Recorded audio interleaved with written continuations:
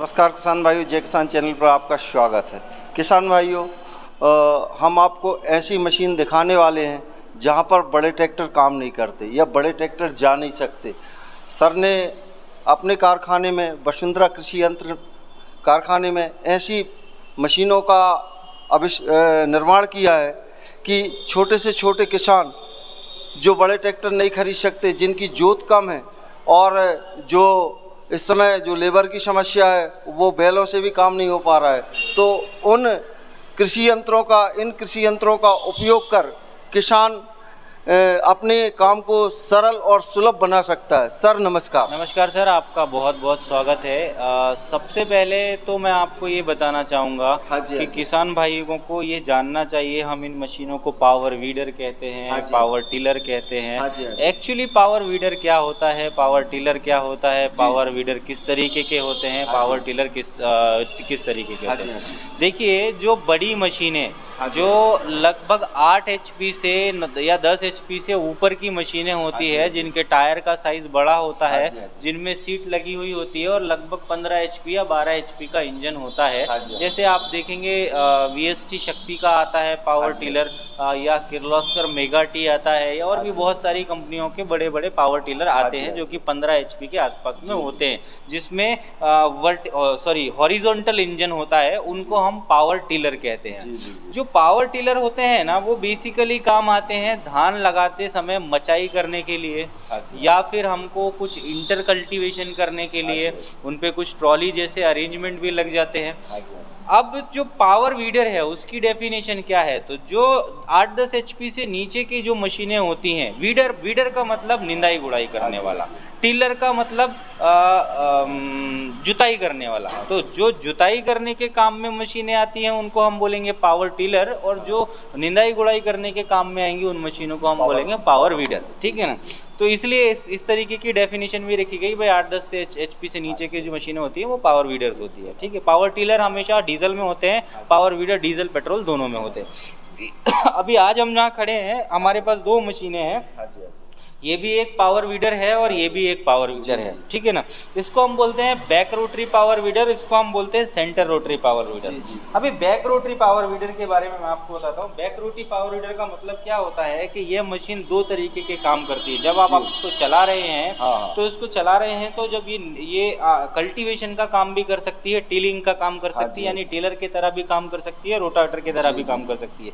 जब आप इसको रिवर्स डायरेक्शन में चलाएंगे, रिवर्स डायरेक्शन मतलब इसका जो रोटरी होता है वो आगे भी घूम सकता है, पीछे भी घूम सकता है। जैसा हमारा एक रिवर्स फॉरवर्ड मिनी ट्रैक्टर के लिए रोटावेटर भी आता है, तो ये अगर ट्रैक्टर से रिवर्स फॉरवर्ड रोटावेटर नहीं चलाना है तो वहाँ पे ये मशीन काम आ सकती है।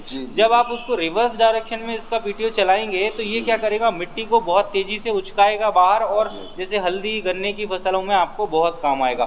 और भी बहुत सारे फीचर इसमें रहने वाले हैं। और ये मशीन 100% इंडियन मेड है, ये वसुंधरा कृषि यंत्र में बनी है ना। इस पे 10 HP का डीजल इंजन लगा हुआ है जो कि सेल्फ स्टार्ट होता है, और बहुत सारे फीचर्स के साथ में ये लोडेड है। अब इसके फीचर्स बताने के लिए तो हमको एक सेपरेट वीडियो करना पड़ेगा, है ना।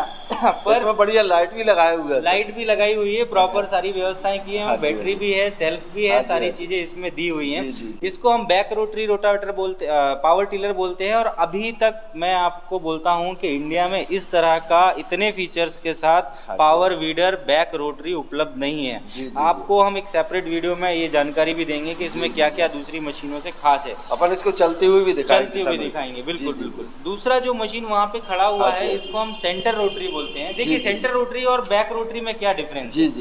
बैक रोटरी में क्या डिफरेंस है, पहिए अलग चलते हैं और रोटावेटर अलग चलता है। और सेंटर रोटरी में क्या होता है कि ये पहिए निकाल के आपको यहाँ ब्लेड लगा देनी है और ये मशीन ब्लेड पर ही चलेगी।